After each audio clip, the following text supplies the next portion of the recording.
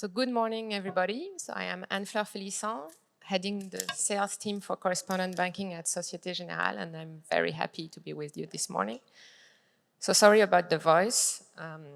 I guess that as a lot of people that I recognize in this room, I had a late evening yesterday. But don't worry, I'll try to be efficient. So if you don't mind, I'll activate the agentic AI self in order to enter the next era of transaction banking. So we just heard a rich keynote discussion from global leaders on transaction banking, setting the market dynamics and strategic priorities. So we'll try not to repeat, and the goal for our session is to move away from the high-level vision and try to be as operational as possible and have a roadmap view on this topic. So to explore this, I'm very happy to be joined by three experts that will give their perspective on this topic. So Christine Bravo is Senior Vice President and Head of Product Management for Working Capital Finance at US Bank. She leads an end-to-end portfolio spanning asset-based lending, standby letter of credit, trade and supply chain finance. So Christine brings more than 25 years of banking experience across credit, risk, relationship management, network, and product. Welcome, Christine. Thanks. Michelle Dao is Senior Vice President and Global Product Lead for Cross-Border Services at MasterCard. She leads MasterCard's cross-border services, supporting banks and BFI and SMEs in moving money globally. With prior leadership roles at HSBC, JP Morgan, Wells Fargo, and Bank of America, Michelle offers a dual perspective, both from the banking side and network side. Welcome. Thank you. And finally, Manshur Davarian is Managing Director and Head of Transaction Banking Solutions at Lloyds Banking Group. He oversees payment, trade, and working capital and liquidity solution for both corporate and institutional clients across sales, structuring, execution, and implementation. So prior to joining Lloyds, Manshur worked for Jamaica and HSBC, where he held various positions, and he brings his broad and pragmatic experience to the discussion. So just before jumping into the conversation, please take out your phone. You will have I would like to have your perspective with a Slido poll to answer one question. Which area do you think will change the fastest over the 3 to 5 years? So please take the time to vote, and we'll come back to the results shortly. And while the poll is running, I'm going to ask our panelists a quick question and I expect from you a very short answer.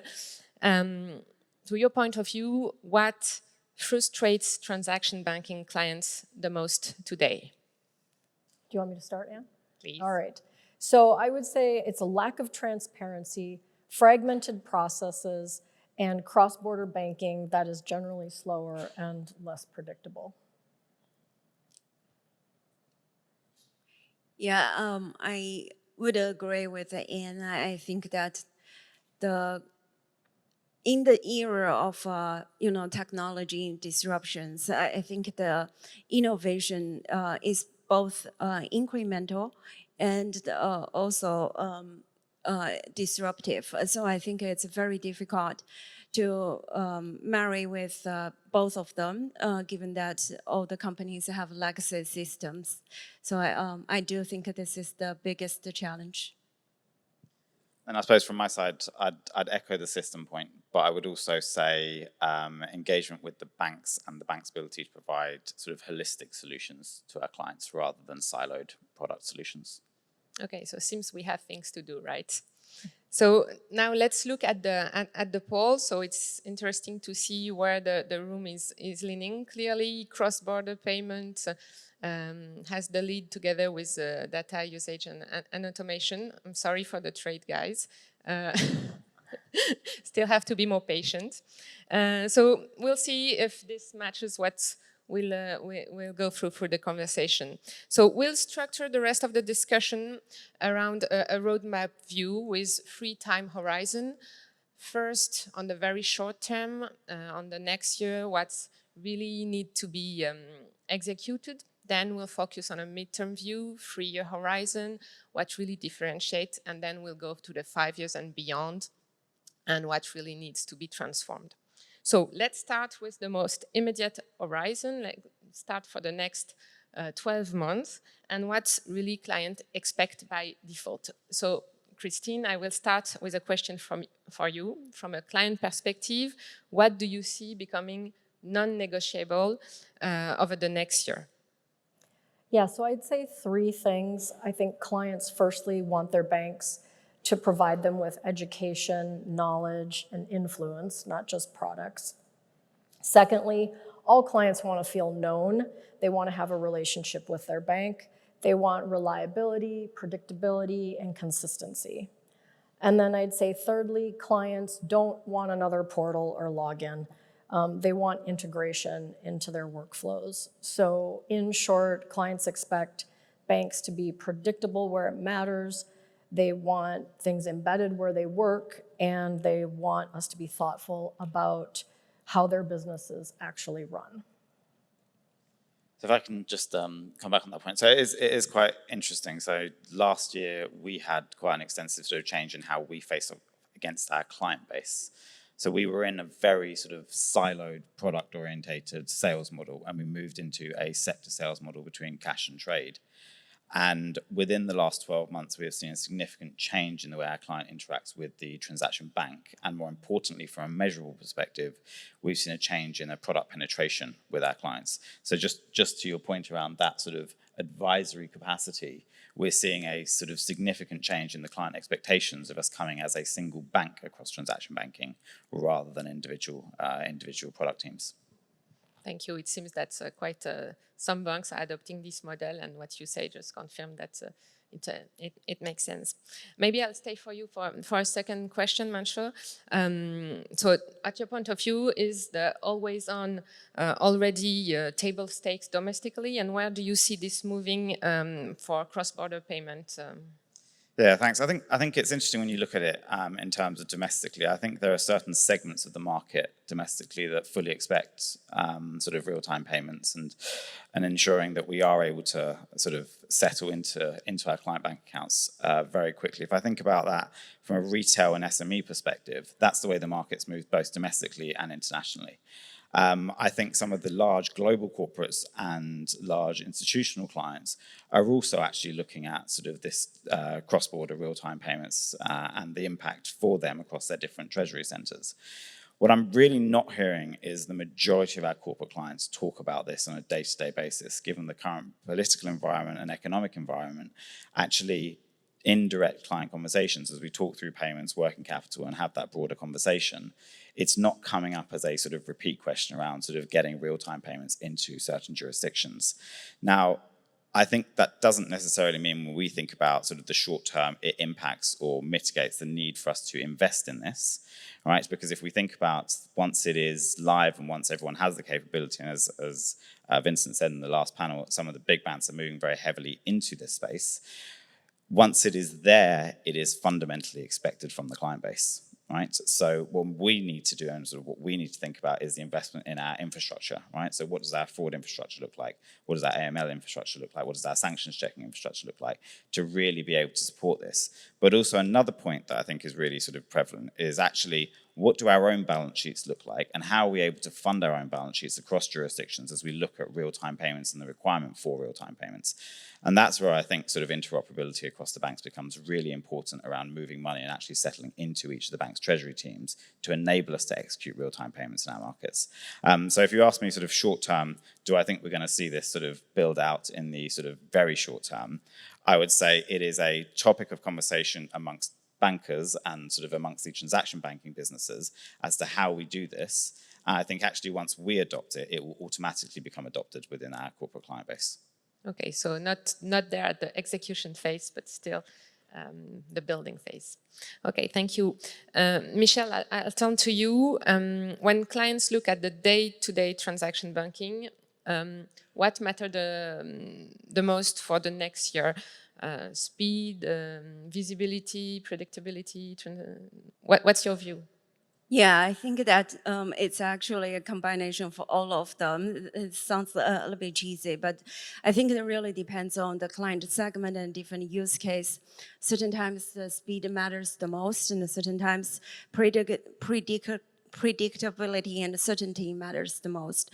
But doing so with the scale, with the trust, as well as with the experience is really important, because when you come to think about the cross-border payments, there are so many different countries and corridors and different market nuances. For instance, India, right? We know the UPI digital payments had a great adoption and significant growth, but there's at the same time there's apparently a pickup of the cash and coins use cases. So I think this is just one of the examples, right? The world that we live in is so diverse, so we need to really be able to respond to different client customer demands, but we need to do so with the scale, which is the most difficult. And I think that as a MasterCard, we are definitely providing reliable card networks, and the non-card network is also important. That we need to build it with the trust and with the scale, with the credibility. Thank you to all of you. So in the short term, we are talking really about reliability, trust, but also we have to start building for the midterm. So let's move to this horizon where really investment choices and trade-offs start to make the real difference. So Christine, where do you see the material changes for clients? What real differentiators emerge? Yeah. Well, I think differentiation comes from how well banks align their products with the outcomes that their clients are trying to achieve. And I don't think we should just tell our clients that our solutions will achieve their outcomes. I think we should show them. Provide them with insights to demonstrate that the outcomes have been achieved. And notice I say insights versus data. I don't think any of us needs any more data, and nor do our clients. They really need insights that are timely, contextual, and actionable. I think differentiation will also come from productivity gains, which will come with coordinated solutions. So let's design solutions around use cases and not P&Ls. Thank you, Christine. Turning to you, Michelle, staying at the same 3-year horizon, what's your view on the differentiation? Do you think it will come more from automation, predictability, or the deeper integration in the client workflow? So to make the link with what you mentioned earlier. I would probably think the deep integration, and I think that it's actually also consistent with several speakers mentioned that we need to support a different client use case. So we need to, customers are not asking for another different payment rail, another different integration, another different platform. And I think that we need to make sure that we provide an options to customers. And I think that also kind of related to my last, kind of statement regarding we're not just coming up with different solutions or different products. It needs to be integrated that works well with the client existing systems. Many of the banks that we work with are, smaller banks that they may not have their digital portal. And but then they are also not in the position of investing. So I think that it's important for us to come up with integration that works well in their system, and also reflects what is upcoming. So I think it's important for us to provide holistic solution and integration. Thank you. So earlier in the poll, we could see that when we asked the audience what was the things that would change the most, trade was not on top of the list. 2%, I think, yeah. Exactly. So if we look at this 3-year horizon regarding the trade digitalization, where do you think there should be measurable improvements?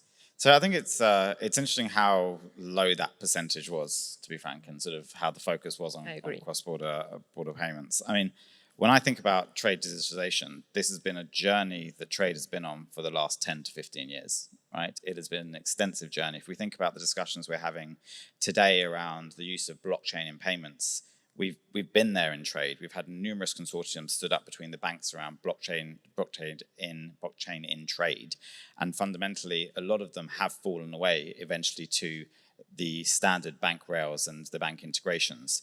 If I think about agentic AI and sort of what that's doing, at the moment within trade, the way that that's sort of being implemented is through document checking, document scanning, and sort of more of the automation around the documents. So when I think about sort of digitalization in trade, we've already moved from an environment whereby it was all core trade. Most of the banks were operating sort of heavy core trade books. Banks have moved to open accounts, more receivables, more payables, more integrations into ERP systems, pulling out sort of data directly from ERP systems to finance and support the customers. And then really the biggest constraint to the industry has been the regulatory framework, right? And with the regulatory framework and the sort of model law that's rolling out globally at this point in time, actually there may be significant change in the way in which we see trade interacting and the different jurisdictions interacting together. Because the biggest constraint has been the legal constraint and the enforceability associated to utilizing digital documents versus paper documents. So once we do overcome that, actually we may see a rush to see the use of digital trade, digital bills of lading and so forth, and move from an environment whereby today we're operating in sort of a relatively test environment with sort of a few clients actively utilizing, for example, for us, we use digital prom notes heavily, to a more normalized scenario where digital trade is really the way forward. And once that happens, actually, we're going to have another challenge, which is what does the trade integration to the payments network look like? And what does fraud, AML sanctioning look like from a digital trade perspective? And I think that then brings the two together as we think about the investments and what we need to make. So I think it's the 3 to 5 year time horizon. I expect to see quite significant change. I'm hopeful we'll see quite significant change, I should say. Hopefully, hopefully it will be the case indeed. So we've seen that indeed there are quite a lot to do, and that investment we have also to make some choices to be relevant and to make the good decisions in terms of priority.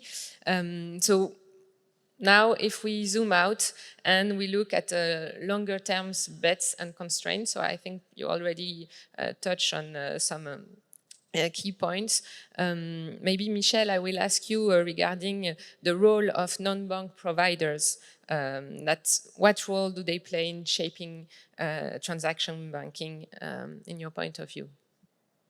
Yeah, I think that in my mind, the non-bank providers really have a huge verticals and horizons of different types and kinds. And I think that, when you think about, for instance, the card networks, and we come up with the mandates and how the operating models of the card should be issued and acquired, and processed and cleared. And that's, one side of it. But I think that the orchestration is probably most important. That's actually outside of the card. When you think about AI, agentic payments today, and I think a lot of the folks mentioned, right?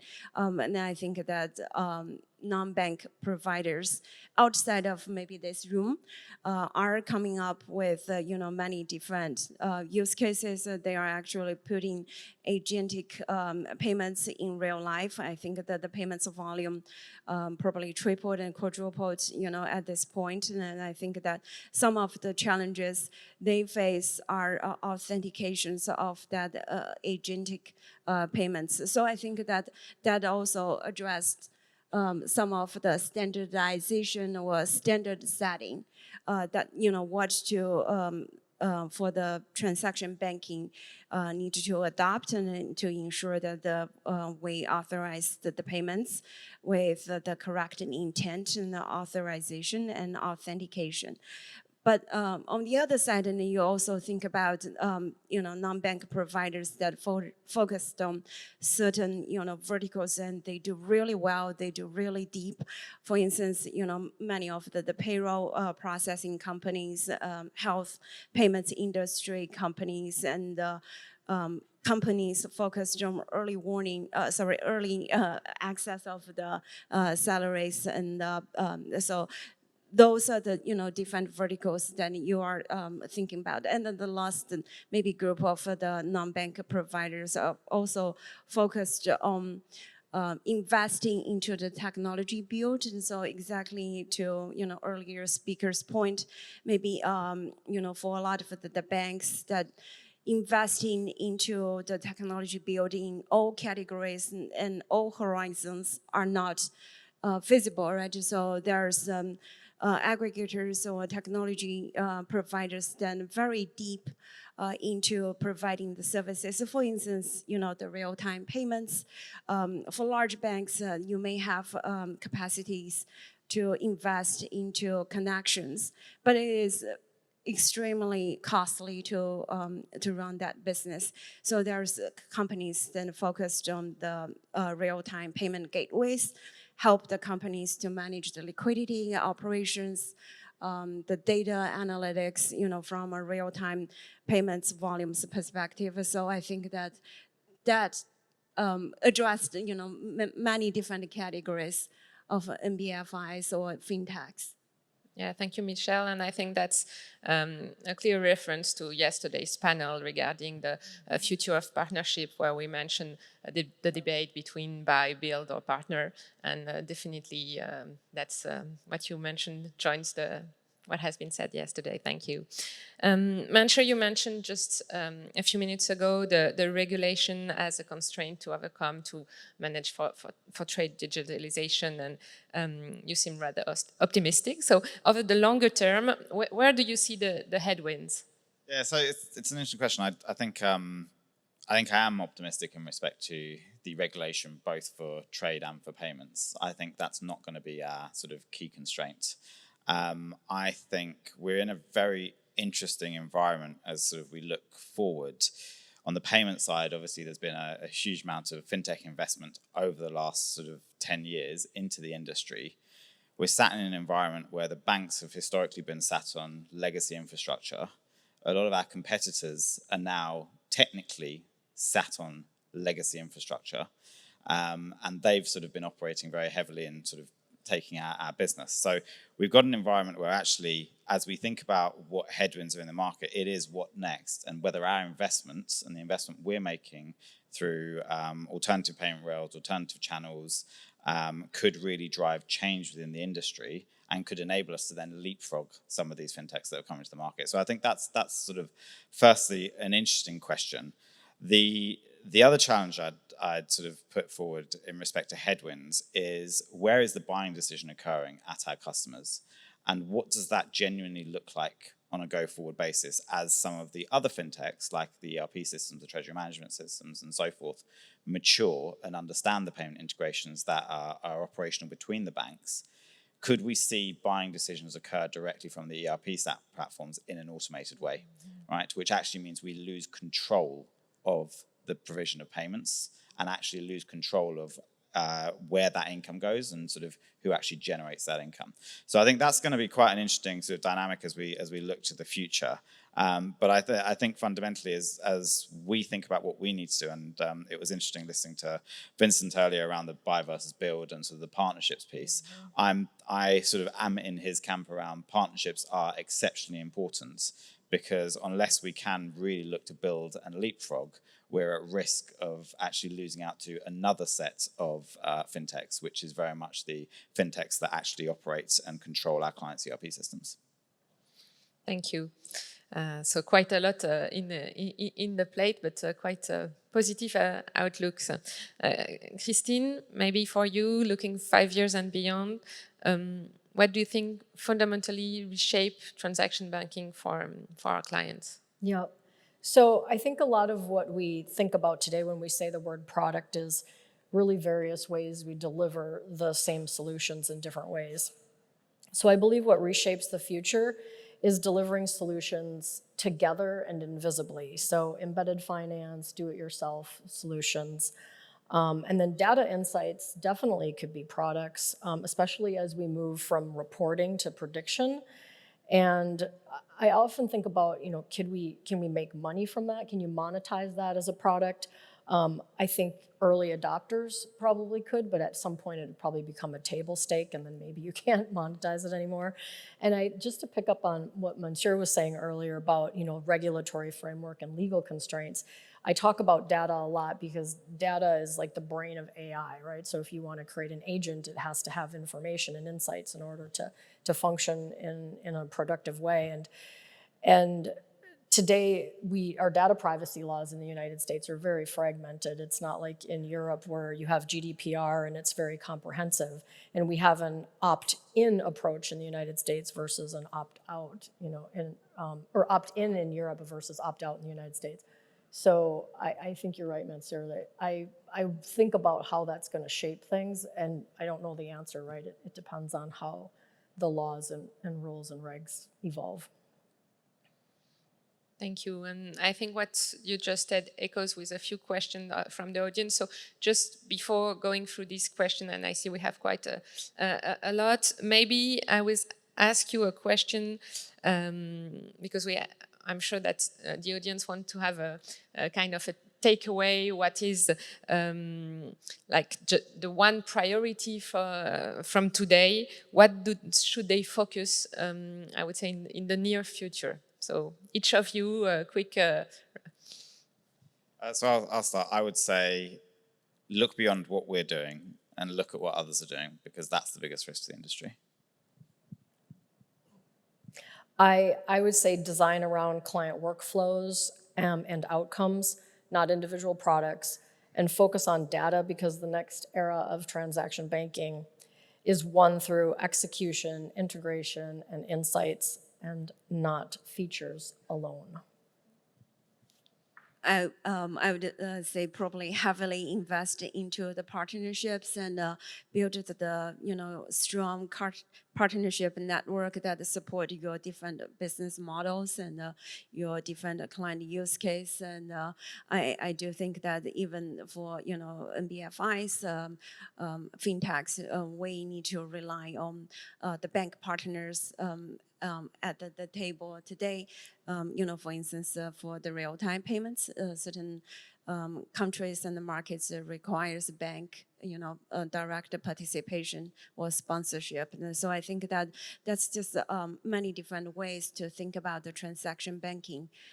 We are together to innovate, to provide different solutions to customers and to solve for certain uncertainties. Thank you. So now we have to execute all of this, right?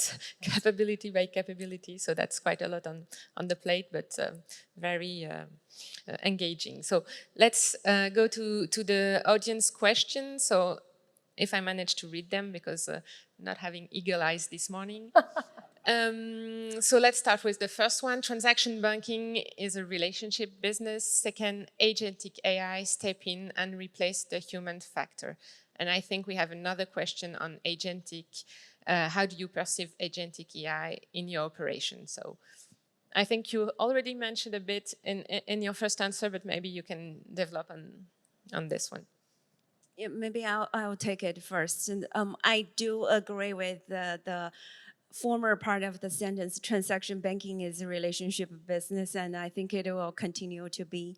Can agentic AI step in and replace the human factor? I think that maybe in the short term, I don't believe so. Especially, there are several issues of agentic generated payments, specifically regarding the authentications and the true intents.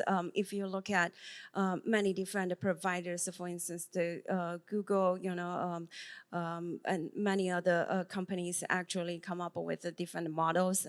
MasterCard, we have something called crypto credential, but many different companies are trying to solve for, how can I authorize and authenticate and then the agentic payments and make sure that it is with its true intent and then it has the right role to make that payments. And actually another probably resourceful paper was published by UC Berkeley, and apparently they tested, I think, 7 different models of AI generated payments and or AI reported. So there's an AI bots generate, a function and another group of bots to basically audit and monitor and find out that all of them fail. So I think that you can actually read that paper. It's a lot of fun. There are many different ways that AI cheats and in the auditing, and then many different models. And there's one model directly rejected to monitor due to ethical reasons. AI decided that there's an ethical reasons to not to do that. But anyway, long story short, I don't believe it's upcoming soon. I think it could replace or supplement relationship managers in terms of being able to reach more clients, especially small and medium-sized entities. We heard a lot about, even from the future leaders yesterday, about the trade finance gap that continues to exist. So I don't think we're reaching all of the clients today. And I think if you create an agent that can help them with basic solutions, but then you still need a human to be able to step into the loop and help them when they need to. But I think that's a really way that we could reach more clients with automation. And I think the point around it being a relationship industry is very true. People do buy people. It's not necessarily based on the best solution. It's based on the competency of the salesperson as well.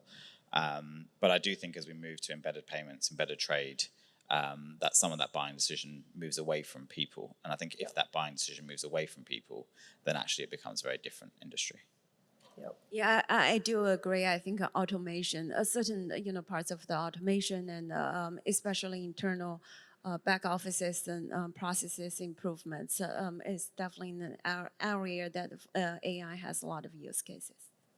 Yeah, efficiency, but still some human factor still remains. So don't worry, you're still there.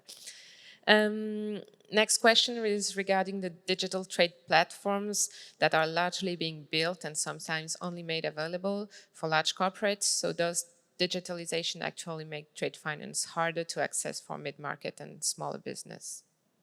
Yeah, I think we just answered that, right? It might make it easier, hopefully. Yeah, exactly. I think this is an adoption point, right? And it comes to the regulatory framework on digital trade as well. I think it becomes a volume game. As soon as the majority of countries adopt digital trade and regulations relating to the model framework, or as soon as the platforms have sufficient volume whereby a majority of banks are participating on them, then actually it does provide additional capacity to the mid-market. Fundamentally, the challenge with the mid-market and smaller businesses is a credit risk challenge and an appetite perspective from the banks versus non-bank finance institutions. I think that's sort of the biggest challenge around the trade gap as well. Okay, and I think for the next question, you already gave your view. Do you think regulators are enabling direct? So the question is even gone because you already answered it. So that was a quick one. Maybe the last one I see, we have only a few minutes left. What do you think are the biggest blockers to fully digital interoperable trade flows today? And who in the ecosystem needs to move first to unlock it? I think you've been hearing it in all the panels. It's a collective effort and partnerships. And even the last question about the regulators, right? It's not just up to them to create laws and rules that enable all of this. It's all of us together in organizations like BAFT, where we do this together, right? So it's hard, I think, and we've also talked about investment, right, and the cost of that, and then just people's time and the ability to absorb, so much change, and can only do so much at once, right? It's just going to keep taking hold in little bits, and then all of a sudden it's probably just going to take off when we hit certain milestones, but we'll get there. I'd completely echo that. I think it's for us to define interoperability and the importance of interoperability. I think certain institutions who have global presence may not move down the interoperable route in the first instance, and actually it's the more regional players that need that interoperability requirement. But I think once the regional players move in that direction, actually we will see interoperability be adopted more broadly. Anything to add, Michelle? I think that if I need to add anything, I think that for the global trades, I think that because of today's commerce models will change, and I think that have some adaptability and flexibility is important. Well, thank you. I think that we almost reached the end of the session. So a real thank to the three of you for sharing your insight. Thank you for the audience for our interesting question. And now just get ready for the next era.